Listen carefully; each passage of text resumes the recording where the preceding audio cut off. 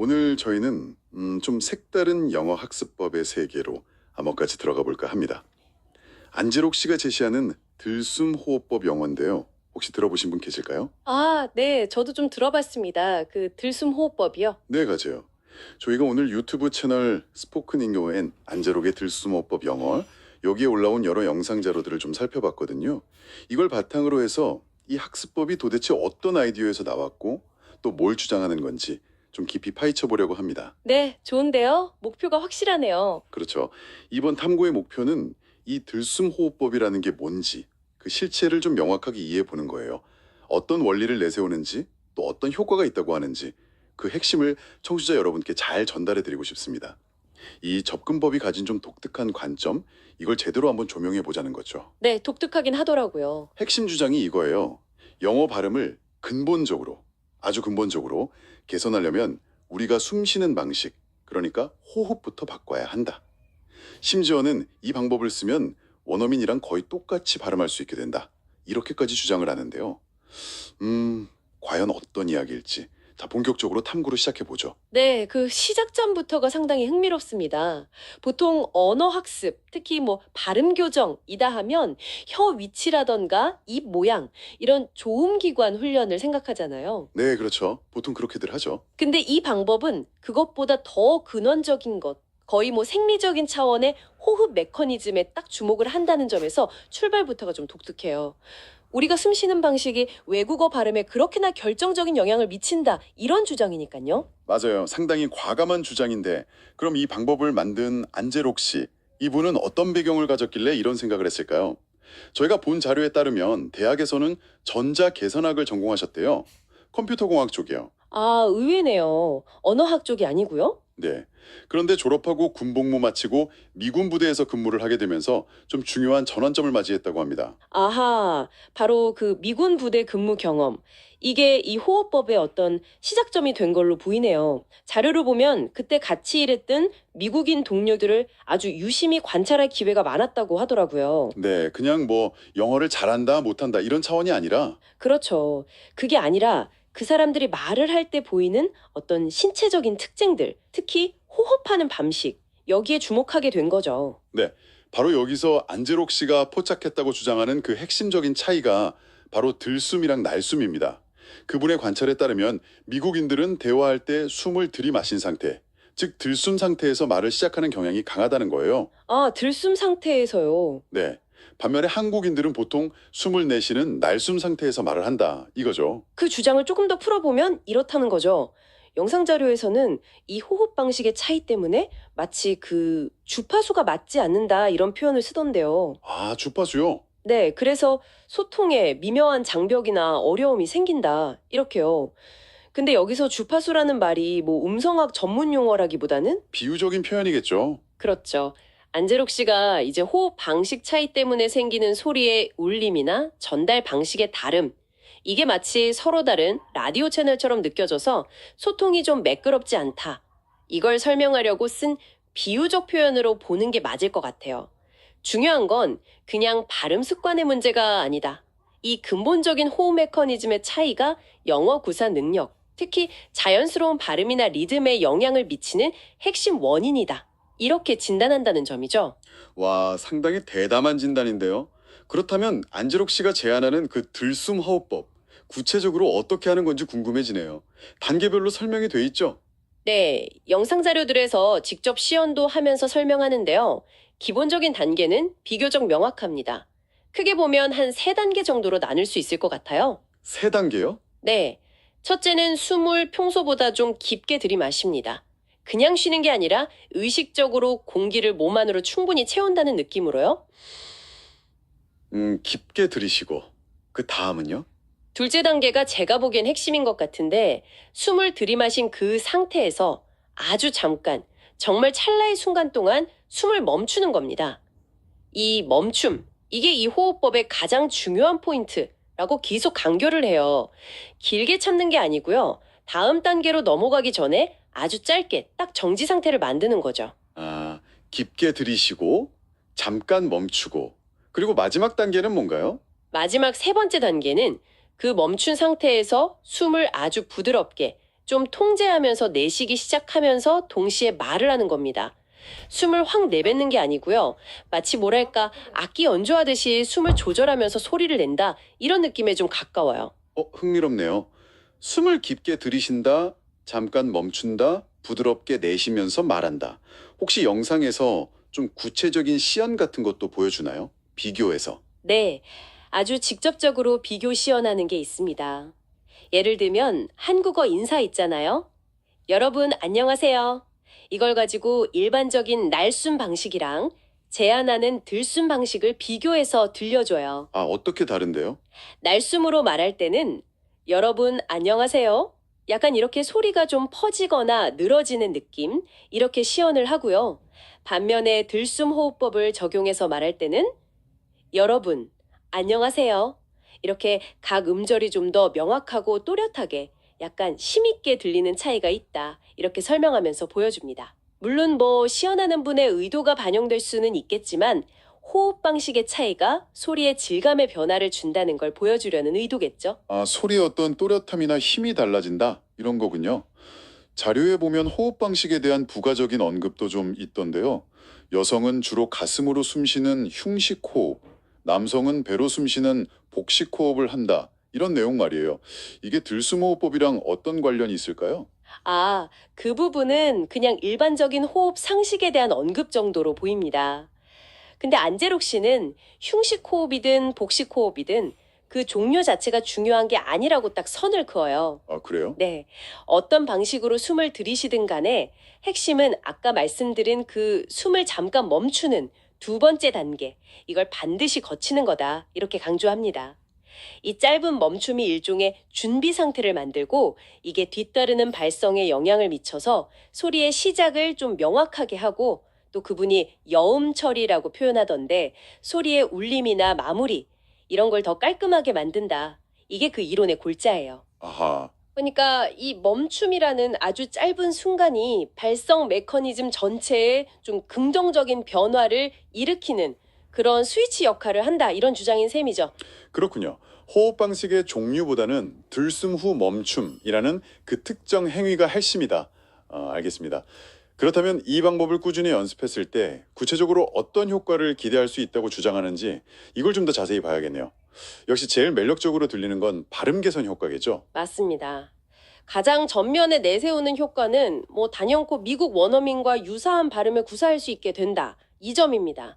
억지로 혀를 굴리거나 입 모양을 막 과장하지 않아도 이 호흡법을 몸에 익히면 자연스럽고 명확한 발음이 만들어진다. 이렇게 주장을 해요. 와. 마치 호흡이라는 엔진을 바꾸면 자동차 성능이 달라지듯이 발음 생성의 아주 근원적인 메커니즘을 건드린다. 이런 거죠.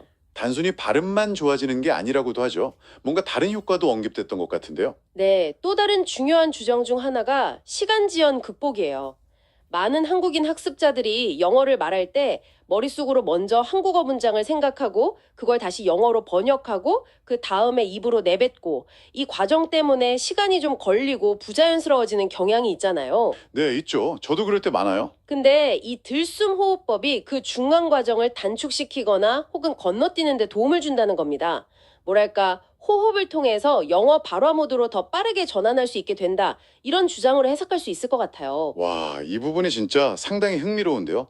호흡법 하나가 단순히 발음의 물리적인 측면뿐만이 아니라 그 언어 처리 과정, 그러니까 한국어 사고에서 영어 발화로 넘어가는 인지적인 과정에까지 영향을 미친다고 보는 거잖아요. 그렇죠. 굉장히 포괄적인 효과를 주장하는 셈이네요. 맞아요. 이 주장들을 쭉 종합해서 분석해 보면 그 핵심 아이디어는 결국 원어민의 호흡 패턴을 모방해서 발음 및 발화 능력을 개선한다. 이렇게 요약할 수 있습니다. 기존의 발음 교정 방법들, 이게 주로 혀나 입술, 턱 같은 조음 기관의 움직임, 아니면 알 발음, 엘 발음 같은 구체적인 소리 조음 방식에 집중하는 경향이 강했잖아요. 네, 그랬죠.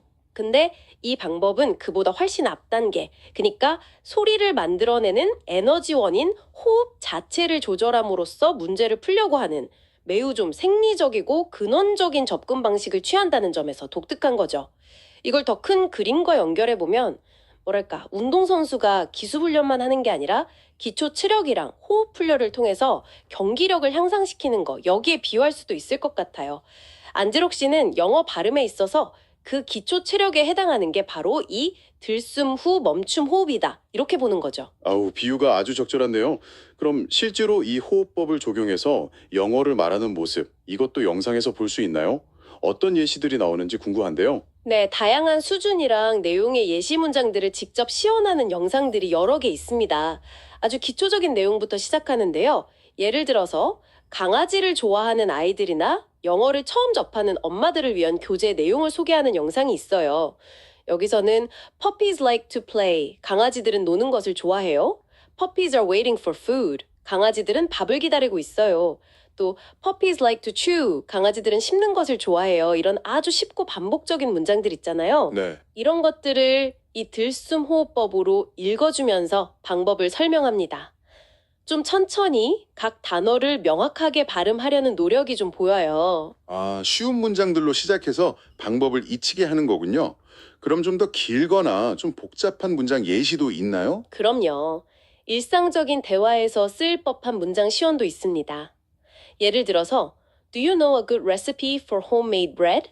집에서 만드는 빵의 좋은 레시피를 아시나요?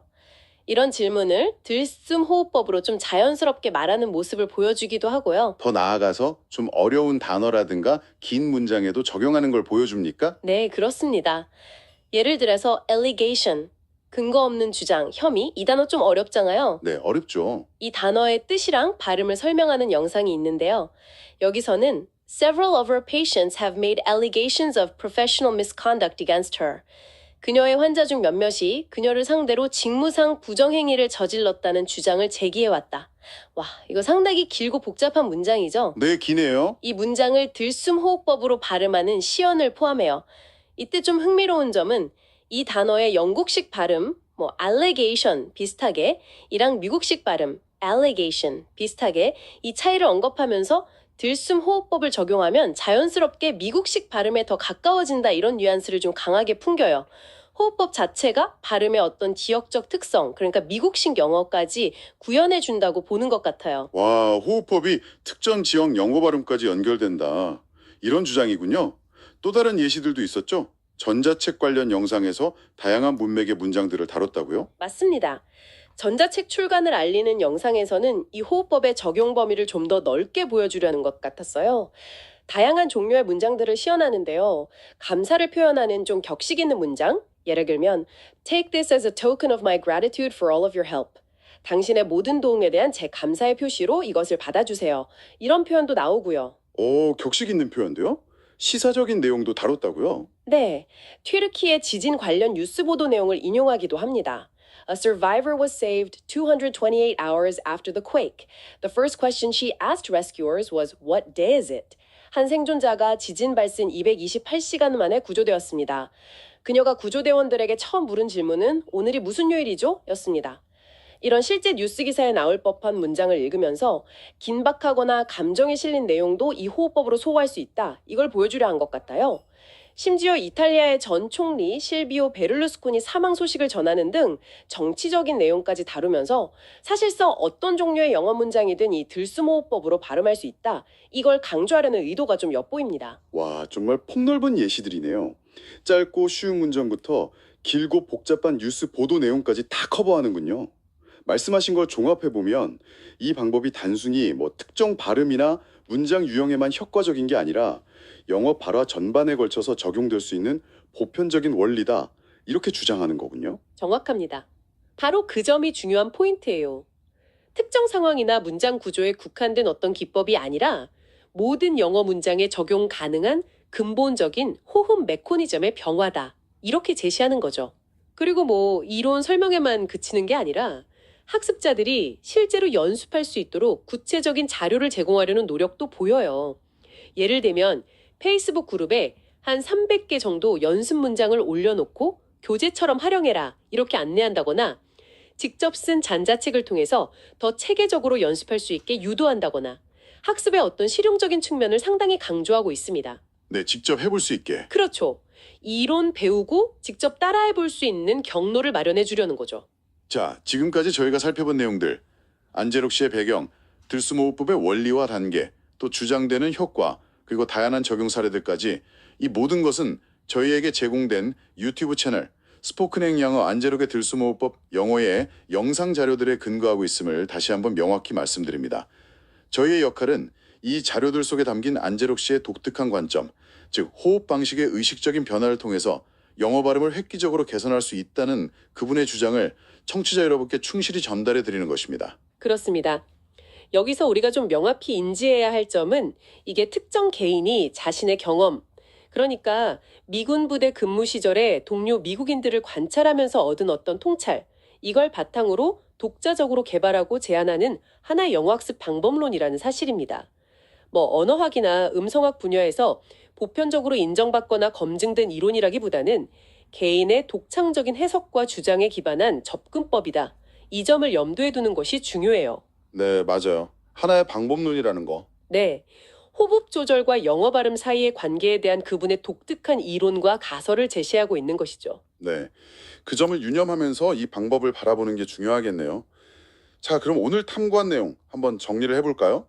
들숨호흡법 영어의 가장 핵심적인 아이디어 뭐였을까요? 핵심은 역시 들숨, 후, 잠시 멈춤이라는 의식적인 호흡 패턴. 이걸 영어 발화 시에 적용하는 겁니다.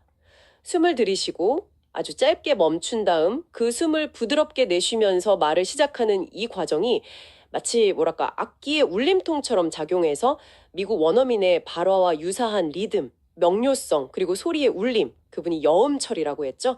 이런 걸 만들어낸다. 이게 주장의 골자입니다. 그렇다면 이 모든 내용이 청취자 여러분께는 어떤 의미를 가질 수 있을까요? 그냥 이런 방법도 있구나 하고 넘어갈 수도 있겠지만 조금 더 생각해 볼 지점이 있을 것 같은데요. 아마도 가장 큰 의미는 영어 발음 연습에 있어서 우리가 그동안 크게 주목하지 않았던 호흡이라는 신체적 행위의 중요성을 다시 한번 생각하게 한다는 점일 겁니다. 많은 학습자들이 혀의 위치나 입 모양 같은 좀 보이는 부분에 집중하는 경향이 있잖아요. 근데 이 방법은 그보다 더 근원적인 에너지원, 즉 호흡을 조절하는 것이 발음 개선의 열쇠가 될 수도 있다. 이런 새로운 관점을 제시하는 거죠.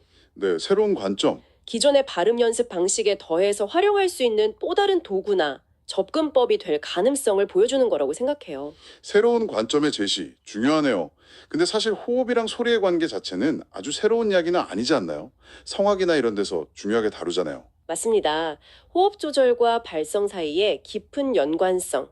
이건 사실 성악, 연극, 방송, 또 대중연설 같이 목소리를 전문적으로 쓰는 분야에서는 이미 상식에 가깝습니다. 좋은 소리를 내고 멀리까지 명확하게 전달하고 또 오랫동안 지치지 않고 말을 하면 복식호흡이라던가 호흡 지탱, breath support, 호흡 조절, breath control 이런 훈련이 필수적이죠. 그렇죠. 안재록 씨의 들숨호흡법은 이러한 호흡과 발성 간의 어떤 보편적인 연관성을 외국어 학습, 특히 영어 발음 개선이라는 아주 구체적인 목표에 맞춰서 들숨 후 짧은 멈춤이라는 좀 독특하고 특정한 방식으로 적용하고 해석한 하나의 사례라고 볼 수 있을 것 같습니다. 기존에 있던 지식을 특정 목적에 맞춰서 좀 변형하고 강조한 것이죠. 그렇군요. 기존의 원리를 영어 학습이라는 맥락에 새롭게 적용하고 해석한 시도다. 이렇게 볼 수 있겠네요. 자, 오늘 안재록 씨의 들숨호흡법 영어에 대해 깊이 있게 살펴보았는데요. 마지막으로 청취자 여러분께 생각해 볼 만한 질문을 하나 던지면서 마무리할까 합니다. 네, 어떤 질문이신가요? 새로운 언어를 배우고 또 배운 것을 유창하고 자연스럽게 구사하려고 노력할 때 말이죠.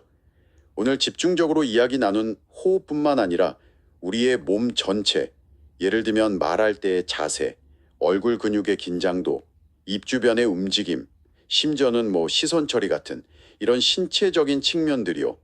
이런 것들이 우리의 학습 효율과 최종적인 발음의 자연스러움에 과연 얼마나 그리고 구체적으로 어떤 방식으로 영향을 미치고 있을까요?